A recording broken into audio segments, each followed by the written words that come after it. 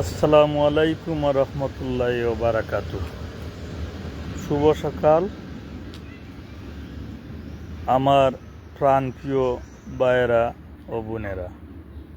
আমি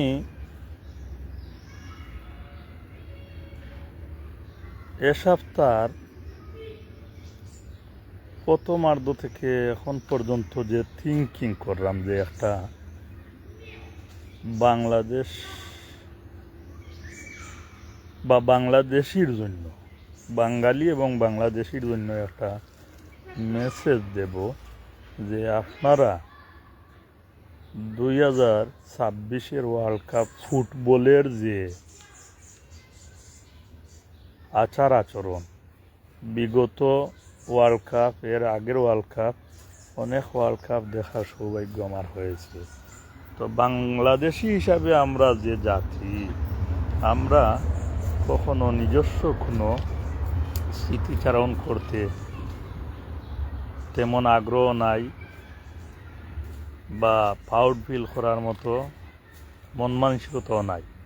কিন্তু এইখানেই আমার প্রশ্ন, যখনই অন্য দেশের খেলা বা প্লেয়ার বা দেশ এগুলাকে নিয়ে এত বাড়াবাড়ি, যা মানুষ সভ্যতায় আমি কখনো শুনি নাই। শুধু দেখি এই দক্ষিণ এশিয়ার দেশ বাংলাদেশ, এখানে হয়তো ব্রাজিল নয়তো আর্জেন্টিনা, এই দুইটা গ্রুপ নিয়ে খুব বাড়াবাড়ি। ইভেন এদের ফ্ল্যাগ বানাই ফেলায় 7 কিলোমিটার, 5 কিলোমিটার, 2 কিলোমিটার। কে কার চেয়ে বেশি ফ্ল্যাগ বানাবে, 30 শতক জমি বিক্রি করবে, গরু বিক্রি করবে, বাড়ি বিক্রি করবে, তারপরও ওদের সাপোর্ট নিয়ে একটা কিছু করতে হবে, বিশ্ব জয় করতে হবে। এমন ছোটো মন মানসিকতার এই সমস্ত যদি জিনিস বাংলাদেশকে নিয়ে করতো, বাংলাদেশ গৌরব জাতির বিশ্বের মানচিত্রে 9 মাস যুদ্ধ করিয়া যে দেশটি গঠিত হইল, আজ পর্যন্ত কি শুনছেন কেউ 7 কিলোমিটার তো দূরের কথা, 10 হাত লম্বা একটা ফ্ল্যাগ বানাইয়া জাতির বা বিশ্বের কাছে তুলে ধরার মতো কোনো কাজ করছে? না, করে নাই। কিন্তু ব্রাজিল আর আর্জেন্টিনার ফ্ল্যাগ বিল্ডিং 7 তলার উপরে উঠানোর জন্য হয়তো কারেন্টে পুরো শর্ট খাইয়া মরছে, ফইরা মরছে, বিভিন্নভাবে এই কাজ করতে গিয়া মৃত্যুবরণ করছে। কিন্তু বাংলাদেশের জন্য একমাত্র 71 মুক্তিযোদ্ধা, ওরাই দেশ এবং জাতির জন্য মৃত্যুবরণ করেছে, শহীদ হয়েছে। আমি তাদের এই দেশের জন্য আত্মত্যাগকে সম্মান জানাই। এটাই বোধহয় শেষ আত্মত্যাগ বা বিশ্বের বুকে মাথা উঁচু করে দাঁড়ানোর জন্য যে মানচিত্র, ফ্ল্যাগ, ভূমি, সাগর, এই যে বিশ্বের কাছে বুক মাথা উঁচু করে দাঁড়ানোর যে গৌরব ছিল, সেটার পরে আর কোনো গৌরবময় কাজ বাংলাদেশি জাতি করতে পারে নাই। শুধু করেছে আর্জেন্টিনা ব্রাজিলের ফ্ল্যাগ নিয়ে বাড়াবাড়ি, মারামারি, কাটাকাটি, এই সমস্ত। তাই আর্জেন্টিনার উদ্দেশ্যে সর্বোচ্চ 1 মিনিট বলবো, ব্রাজিল তো চলে গেছে, আমি কাউকে কটাক্ষ করব না, হার জিত থাকবেই, কিন্তু এই হারটাই অসম্মানজনক। তাই তাদের জন্য আমার শুভকামনা রইল। খেলা হার জিতের ওটা বড় বিষয় নয়, বিষয়টা হইল বাংলাদেশি সাপোর্টারদের উদ্দেশ্যে, আপনারা এখন সরিষার তেল না খেয়ে দিয়া ঘুমান। কাউকে সাপোর্টও করিয়েন না, কাউকে কটাক্ষও করিয়েন না, শুধু ঘুমাইতে থাকেন। এতদিনের উগুমা জাতি সাপোর্টার ব্রাজিলের এখন সরিষার তেল দিয়ে নাকে ঘুমান।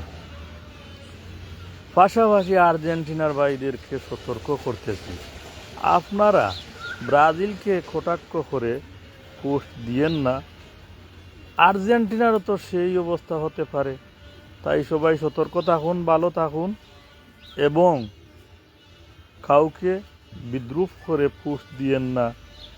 এবং আমরা কিঞ্চিত হলেও সভ্য হয়েছি, ভবিষ্যতে আরও সভ্য হওয়ার জন্য ব্রাজিল, আর্জেন্টিনা, অন্যান্য দেশ খেলা মনোরঞ্জনের জন্য বিশ্বের ফিফা বা দেশ বিদেশ যত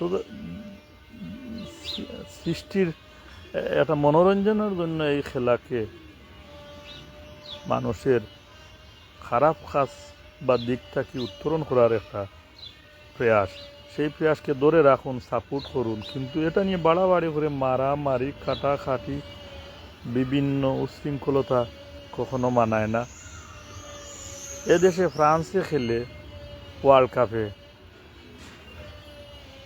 কোয়ার্টার ফাইনাল নিশ্চিত করছে, বা দেখালবে সেমিফাইনালের পরে ফাইনালে। আশাবাদী ফ্রান্স ফাইনালে খেলবে, এটা নিয়ে সিওরিটি না, মন্তব্য করা যায়, করলাম। আর এবার বিশ্বকাপ ফ্রান্সই জয় করবে। জানি না প্রতিপক্ষ খেয়ে হবে, হয়তো আমি এক পুষ্টে দিয়েছিলাম সম্ভাব্য আর্জেন্টিনা হবে, এটা সঠিক না, মন্তব্য করা যায়, করছি। আজও আমার অবস্থান অটল আছি, কিন্তু হেরে গেলে যে আমার ক্ষতি, আর জিতলে এদেশে থাকি, বসবাস করি, একটা গৌরব। দ্বিতীয় হোমল্যান্ড ফ্রান্স বাংলাদেশ করেই, তার জন্য আমি সাপোর্ট করতেই পারি, কিন্তু বাড়াবাড়ি করা কখনো ঠিক হবে না।